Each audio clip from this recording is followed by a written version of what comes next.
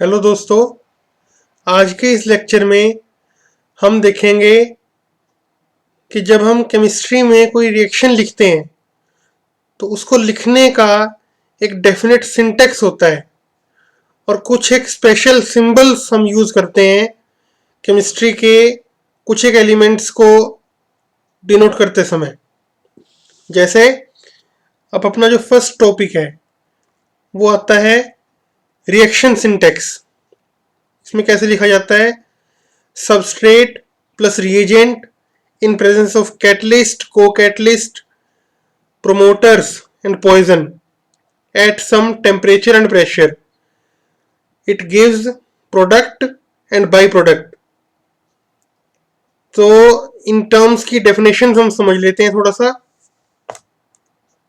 जैसे सबस्ट्रेट क्या है? The molecule on which the reaction takes place, यानी कि वो मोलिक्यूल जिसके ऊपर रिएक्शन होती है। और रिएजेंट क्या है? The molecule which reacts with the substrate, यानी कि वो मोलिक्यूल जो उस सबस्ट्रेट के ऊपर रिएक्ट करता है। अगला है प्रोडक्ट। प्रोडक्ट क्या है? वो मोलिक्यूल जिसमें सबस्ट्रेट मोलिक्यूल का मेजर पार्ट हो और रिएजेंट के इफेक्ट से उसके अंदर कुछ चेंज आ गया हो। और बाई प्रोडक्ट क्या है? वो एक साइड प्रोडक्ट है जिसको हम in which we are not interested in. ये एक्चुअली रिलेटिव डेफिनेशंस हैं, लेकिन प्रोडक्ट वही रहेगा जिसमें सबस्ट्रेट का मेजर पार्ट हो और जो रिएजेंट है उसकी वजह से कुछ ना कुछ उसमें चेंज आ गया हो। जैसे अब अगला जो डेफिनेशन है वो है कैटलिस्ट। कैटलिस्ट क्या है? The substance which increases the reaction rate and decreases its activation energy but does not take part in the reaction itself, यानी कि वो सब्सटेंस जो रिएक्शन के रेट को इन्हांस करता है, उसकी एक्टिवेशन एनर्जी को कम करता है, लेकिन वो सब्सटेंस अपने आप खुद ना तो रिएक्शन को स्टार्ट कर सकता और ना उसमें पार्ट उसका कोई रोल होता। वो एज इट इज उससे एस्केप हो जाएगा, बाद में रिकवर हो जाता है। वो को कैटलिस्ट क्या है? वो सब्सटेंस है जो कि कैटलिस्ट की अपनी एक्टिविटी को बढ़ाने में उसकी हेल्प करता है। प्रोमोटर भी वही सेम बात, को कैटलिस्ट को ही हम कई बार प्रोमोटर भी बोल देते हैं। पॉइजन क्या है? जैसे नॉर्मल जो पॉइजन समझते ही हैं कि वो सब्सटेंस जो कि रिएक्शन के रेट को रिटार्ड कर दे, उसको कम कर दे।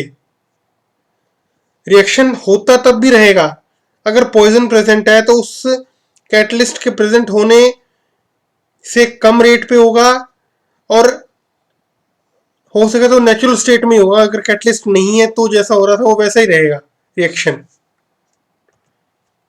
अब जैसे इन चीजों का एग्जांपल जैसे हम देखें तो फर्स्ट जो एग्जांपल है उसको बोलते हैं Haber's process.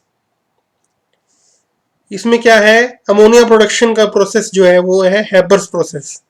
N2,3H2 in presence of iron and molybdenum at 200 से 400 एटमॉस्फेयर प्रेशर और 773 केल्विन टेम्परेचर। वो देता है हमें 2 मोलिक्यूल्स ऑफ NH3 यानी कि अमोनिया। तो इसमें क्या है? जो नाइट्रोजन है वो हमारा सबस्ट्रेट है, जो हाइड्रोजन है मोलिक्यूल्स वो हमारे रिएजेंट हैं, आयरन जो है वो Fe जो कैटलिस्ट है, मोलिब्डेनम है को कैटलिस्ट है, और जो अमोनिया बनता है वो हमारा प्रोडक्ट है। लेकिन यहां पे क्या हुआ? अगर हम आयरन प्रेजेंट है और मोलिब्डेनम नहीं है तो रिएक्शन फास्ट तो हो जाएगी, लेकिन जितनी होनी चाहिए थी उससे कम फास्ट होगी। और अगर मोलिब्डेनम प्रेजेंट है और आयरन नहीं प्रेजेंट वहां पे, तो रिएक्शन अपने नेचुरल रेट में ही प्रोसीड करती है, क्योंकि वो को कैटलिस्ट है, उसको कैटलिस्ट की रिक्वायरमेंट होती है अपना काम करने के लिए, वो खुद काम नहीं कर सकता। और अगर दोनों प्रेजेंट हैं तो वो है ही रिएक्शन जो फास्ट होती है, फैक्ट्रीज में प्रोडक्शन चलती है इसकी। अगला एग्जांपल है हमारा CH4। मीथेन से मिथाइल क्लोराइड बनता है। तो अब क्या है इसमें देखो ध्यान से, मीथेन जो CH4 है वो सबस्ट्रेट है, क्लोरीन गैस जो है वो रिएजेंट है उसका, और जो ये एच न्यू लिखा है ये लाइट एनर्जी को डिनोट करता है कि उसको हम फोटोकेमिकल कंडीशन में यानी कि लाइट में रख दिया, धूप में रख दिया उस मिक्सचर को कुछ टाइम के लिए, उससे CH3Cl बनता है और HCl बनता है।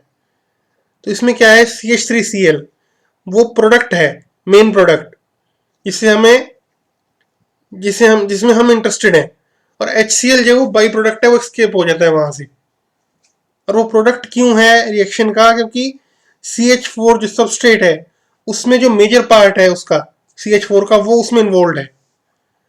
अगला जो हमारा टॉपिक आता है वो आता है हमारा, जो हम सिंबल रिएक्शन में इन्वॉल्व है इसके ऊपर हम बात करेंगे, सिंबल सिंटेक्स के बारे में। सिंबल जब हम लिखते हैं तो उसके लेफ्ट और राइट, अपर लोअर साइड्स में कुछ ना कुछ वैल्यूज लिखी जाती हैं, और वो वैल्यूज भी स्पेसिफिक होती है, उनकी पोजीशन स्पेसिफिक होती है। जैसे उसका जो टॉप लेफ्ट है सिंबल का, वो हमारा एटॉमिक मास लिखा जाता है वहां पे, कितना भारी एटम है वो। और जो बॉटम लेफ्ट है उसमें लिखा जाता है एटॉमिक नंबर, यानी कि number of protons present in the element, जिसका सिंबल उसमें नंबर ऑफ प्रोटॉन्स कितने हैं। अब आ जाओ राइट साइड में। राइट साइड में जो टॉप राइट है उसमें उसका चार्ज लिखा जाता है, अगर कोई चार्ज उसके ऊपर है तो लिखा जाएगा, और अगर कुछ नहीं है तो कुछ भी नहीं लिखा जाता। और अगर जो बॉटम राइट में लिखा जाता है वो है एटॉमिसिटी। एटॉमिसिटी मतलब वो नंबर जितने नंबर ऑफ एटम्स कंबाइन होके वो एक पर्टिकुलर आयन बनता है। जैसे एग्जाम्पल हम ये देते हैं, मर्क्यूरस आयन ये एग्जिस्ट करता है Hg2 प्लस, इसको पढ़ा जाता है। लेकिन जब हम इसके लिखे हुए के जो टॉप लेफ्ट में देखो 200.5, ये क्या है, इसका एटॉमिक मास है मरकरी का। बॉटम लेफ्ट में है 80, ये एटॉमिक नंबर यानी कि मरकरी में कितने प्रोटॉन्स प्रेजेंट होते हैं। टॉप राइट में जो लिखा है 2+, वो है उसका चार्ज, और जो बॉटम राइट में लिखा है 2 वो है Hg2, यानी कि 2 मरकरी एटम्स जुड़ के और 2 इलेक्ट्रॉन्स लूज कर दिए। अगला जो फर्दर हमारा टॉपिक आता है वो आता है कि कुछ स्पेशल सिंबल्स जिनको हम, जिनके जो नाम होते हैं एलिमेंट्स के वो कुछ और होते हैं, और जो सिंबल लिखे जाते हैं केमिकल इक्वेशन में जो लिखे जाते हैं वो कुछ और लिखे जाते हैं। जैसे जो सोडियम है उसको हम Na बोलते हैं, लिखते हैं, मतलब सिंबल जब लिखते हैं तो Na लिखा जाता है। वो एक्चुअली क्या होता है, कुछ ये जो सिंबल है लैटिन लैंग्वेज के जो नेम्स होते हैं इन एलिमेंट्स के कोरस्पोंडिंग नेम्स, उनसे डिराइव होते हैं ये सिंबल्स।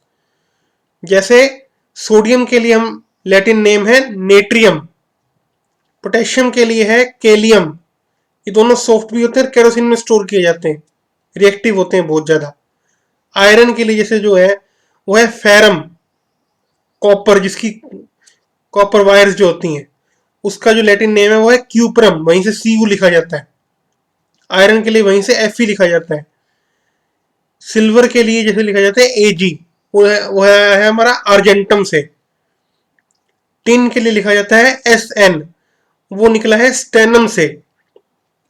एंटीमनी ये एक ऐसा मेटलॉइड है जो कि पॉइजनिंग प्रॉपर्टी शो करता है। हायर कंसेंट्रेशन में एंटीमनी पॉइजनिंग डिजीज हो जाती है इंसान को। उसका सिंबल Sb निकला है स्टेबियम से। टंगस्टन, इसके बल्ब के जो फिलामेंट होते हैं, इलेक्ट्रिक फिलामेंट, वो टंगस्टन के होते हैं। ये जो है हमारा हाईएस्ट बॉइलिंग और हाईएस्ट रेजिस्टेंस वाला एक मेटल होता है। इसका जो सिंबल है वो निकला है वोल्फ्राम से, W। ऐसे ही गोल्ड का सिंबल निकला है हमारा ऑरम से, Au। मरकरी का निकला है हाइड्रोगायरम, Hg। और लेड, जो कि कई बार हम बोलते हैं पेंसिल लेड। पेंसिल लेड वो लेड ये नहीं है, वो लेड तो ग्रेफाइट होता है, कार्बन का एलोट्रोप है वो। लेकिन ये जो लेड मेटल होती है जिसका सिंबल हमने Pb लिखा है, प्लम्बम से निकला है वो मेटल भी सेम काम करती है। जैसे कार्बन हमें पेंसिल जब चलाते हैं तो मार्क होता है पेपर पे, वैसे लेड को अगर हम घिसते हैं तो भी मार्क देगा वो भी। तो इस तरह से ये 11 सिंबल्स होते हैं जो हम अलग, नाम अलग होते हैं और सिंबल इनके डिफरेंट होते हैं। अब अगला जो टॉपिक आता है वो आता है यूनिट कन्वर्जन, यानी कि जो मेजरमेंट यूनिट्स हैं उनके बारे में एक टॉपिक आता है कि कुछ एक स्पेशल सिंबल्स उनमें भी हम इन्वॉल्व करते हैं, कुछ नेम्स होते हैं वगैरह।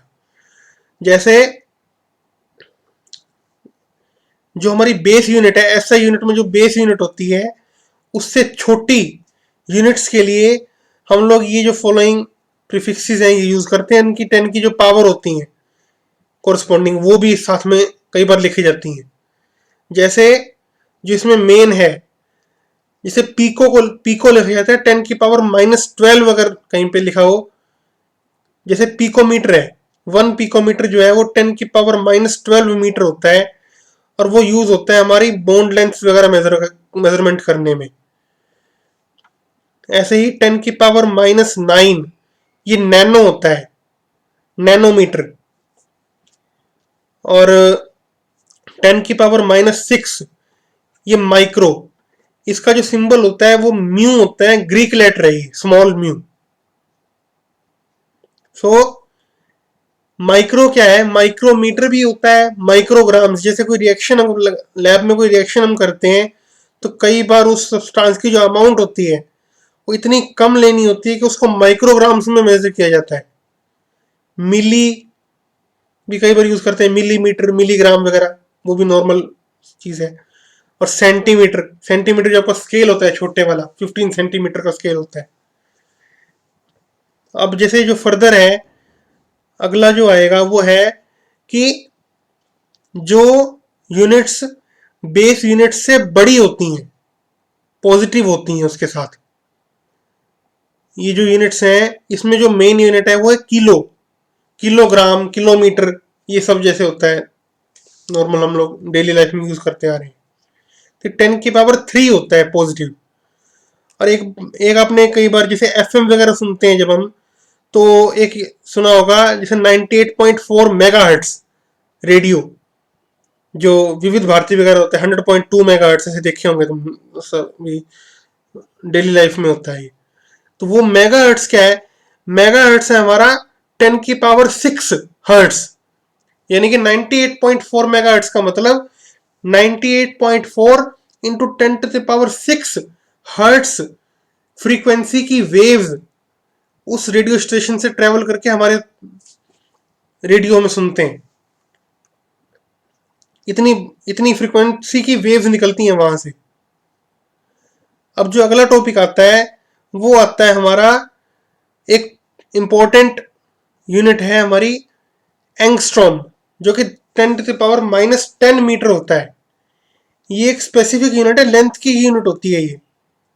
और ये काफी इंपॉर्टेंट इसलिए है क्योंकि इसकी जो एप्लीकेशंस हैं वो क्वांटम केमिस्ट्री में, एटॉमिक स्ट्रक्चर में, इन सब में ज्यादा होती हैं। उस चैप्टर में आपको बहुत सारी वैल्यूज मिलेंगी जो कि हमें एंगस्ट्रॉम में एक्सप्रेस करते हैं, एंगस्ट्रॉम यूनिट में। चलो, थैंक यू सो मच। आगे फर्दर हम फर्दर लेक्चर्स में देखते हैं।